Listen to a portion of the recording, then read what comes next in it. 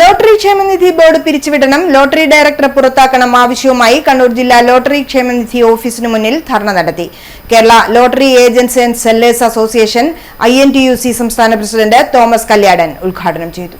കേരളത്തിലെ ലോട്ടറി ക്ഷേമനിധി ബോർഡിൽ നിന്നും കോടിക്കണക്കിന് രൂപ തട്ടിയെടുത്തതായും ഡയറക്ടറേറ്റിൽ നിന്നും കോടികൾ തട്ടിപ്പ് നടന്നതായും വാർത്ത പുറത്തുവന്നിരുന്നു. കഴിഞ്ഞ 8 വർഷമായി നടന്നുകൊണ്ടിരിക്കുന്ന തട്ടിപ്പാണ് ഇപ്പോൾ പുറത്തുവരുന്നത്. ഈ തട്ടിപ്പുകൾ നടന്ന കാലത്തെ ക്ഷേമനിധി ബോർഡിലുണ്ടായിരുന്ന ചെയർമാനും അംഗങ്ങളും അന്നത്തെ വെൽഫെയർ ഓഫീസർ രാജ് കപൂറും നോഡൽ ഓഫീസർ സൂപ്രണ്ട് തുടങ്ങി 7 പേർക്ക് പങ്കുണ്ട് എന്നാണ് പ്രാഥമിക അന്വേഷണത്തിൽ കണ്ടെത്തിയിട്ടുള്ളത്. എന്നാൽ ഈ തട്ടിപ്പുകൾ മൂടിവെക്കാൻ ഇപ്പോഴത്തെ ഡയറക്ടറും ഇപ്പോഴത്തെ ബോർഡ് ഉദ്യോഗസ്ഥരും ശ്രമിച്ചുകൊണ്ടിരിക്കുകയാണ്.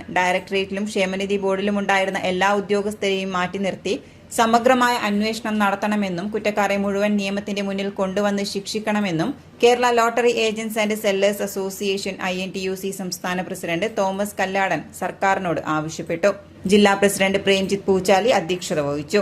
INTUC ജില്ലാ പ്രസിഡന്റ് ഡോക്ടർ ജോസ് ജോർജ് പ്ലാന്തോട്ടം മുഖ്യപ്രഭാഷണം നടത്തി. സംസ്ഥാന vice president James Adhikaram, KNA Ameer, M Prabhakaran, Sathyan Kallur, AT Nishanth, KV Pavithran, M Prabhakaran, Kannimmal Rajan, Naseer Thalassery തുടങ്ങിയവർ സംസാരിച്ചു. ചന്ദ്രാജി മട്ടന്നൂർ സ്വാഗതവും ചന്ദ്രൻ പാപ്പിനിശ്ശേരി നന്ദിയും രേഖപ്പെടുത്തി.